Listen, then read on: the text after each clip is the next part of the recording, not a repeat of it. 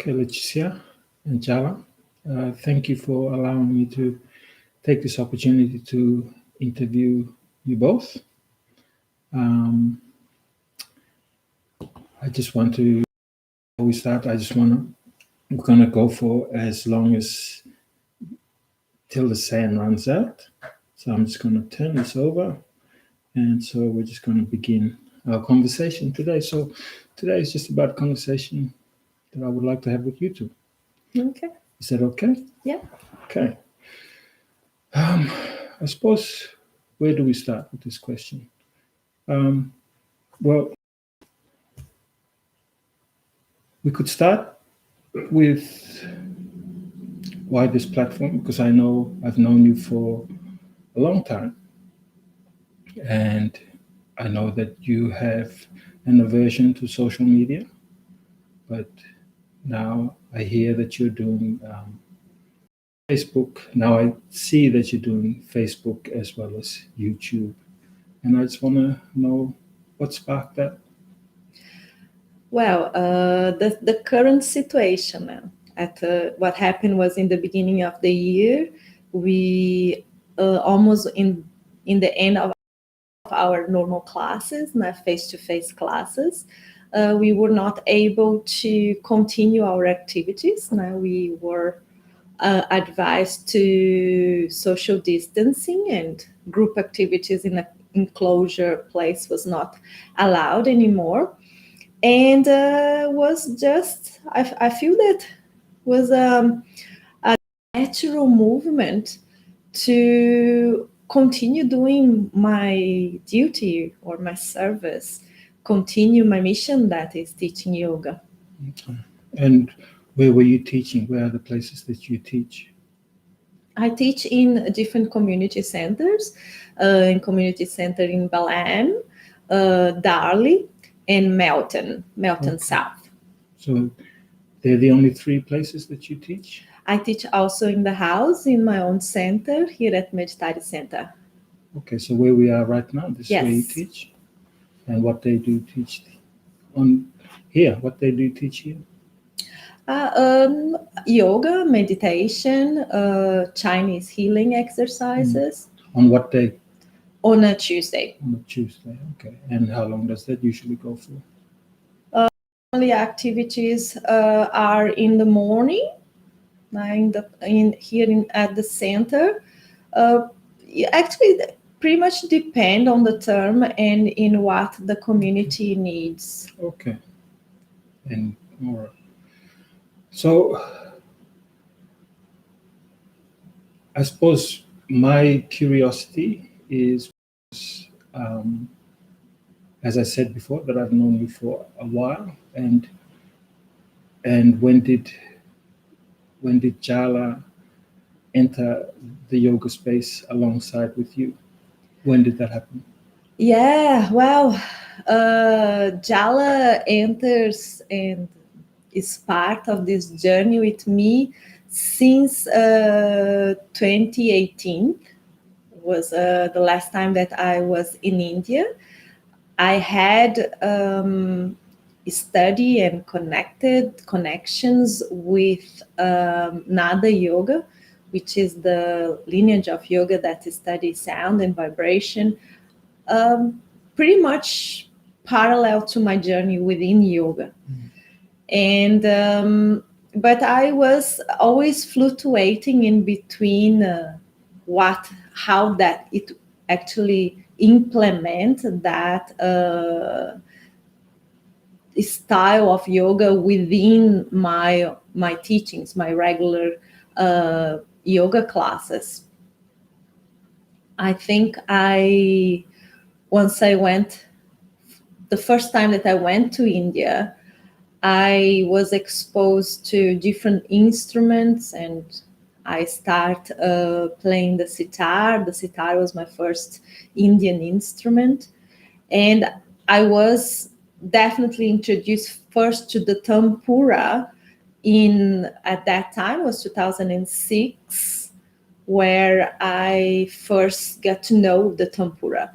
But I feel that at that time I probably was not ready enough to implement the tempura within my work.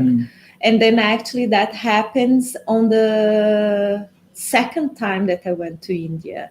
And there I was ready because I want to have a tempura.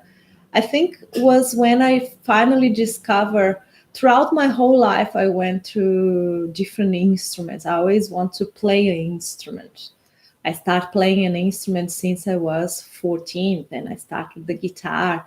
And I went through a huge journey of different instruments in my life. When I went to India, it was exactly the same. I thought, I want to play an instrument. The sitar arrived to me through my first Nada yoga teacher, formal teacher, I would say, in Nada yoga, when I told him that I want to play an instrument. And he suggested the sitar.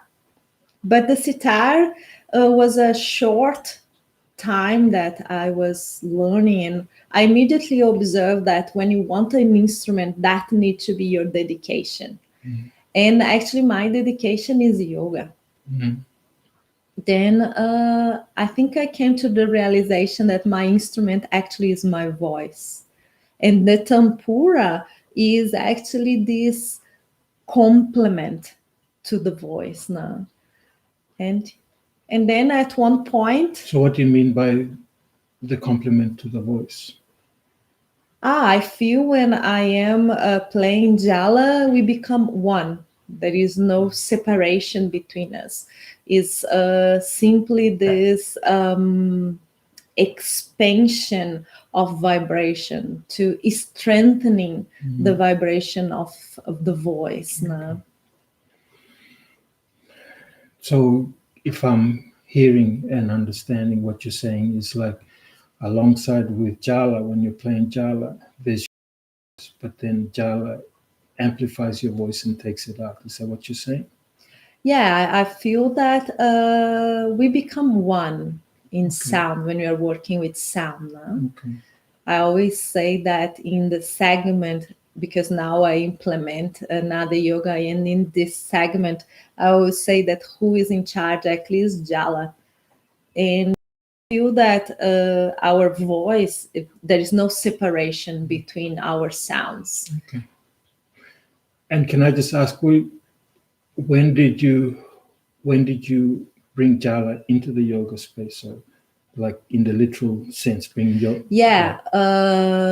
Then what happened was a few years before I went to India last time, I want a tempura because I finally discovered that was the instrument that I want to implement in my own practice. And I could not really find the tempura here in Australia. It was just not possible to find it. I knew exactly what sort of tempura I want. Now I want a female tempura, and I want a traditional tempura with a pumpkin body. And I could not find that here in Australia. And online was just like really, really expensive. And what I decided to do is once I went to India again, and I went to India to do a course specific in Nada yoga, but one of my missions was I'm going to get my instrument. I'm going to get the instrument that's going to be with me throughout this journey. And I was really actually fortunate because I arrived in Delhi, and I found this family that have been building Aboriginal instruments from India for generations. And they built Jala for me. Okay. But when did you And bring then, Jala into the yoga space? that was the end of 2018 when I got Jala in Delhi. And then I brought Jala to Australia. And then I started practicing with Jala daily. First, I was very concerned with Jala. I didn't want to take Jala out of the house because I always feel like very careful with Jala. And but actually I could not stop it because it started to become very powerful. The experience with Jala, the practice with Jala, I start to use Jala here in the center with the students here in the center. And actually I felt that the experience was so strong that I want actually to share with all my students. And So then what year was that? that was 2018. 2018 is when you And brought then Jala. I don't remember exactly if it was 28. I think was the beginning of 2019 that I start to bring her to all my work.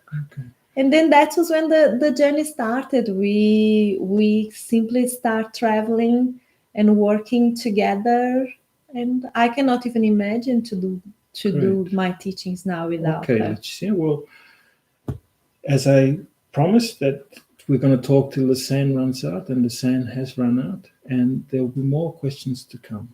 So thank you for your time. Just for we will continue this conversation with you and Jala. Thank you.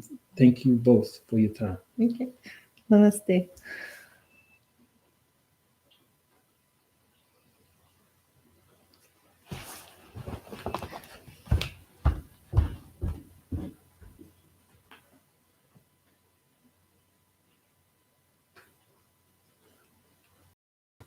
I didn't know which button to press.